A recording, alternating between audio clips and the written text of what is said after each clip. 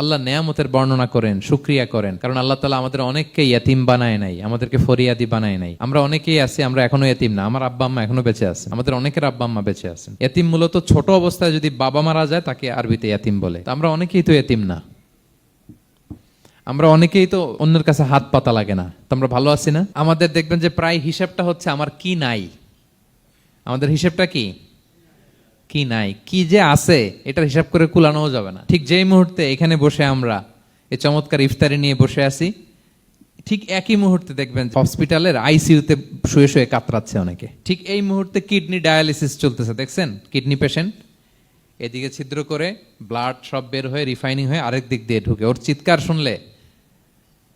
Burn ইউনিটে গেছেন কখনো?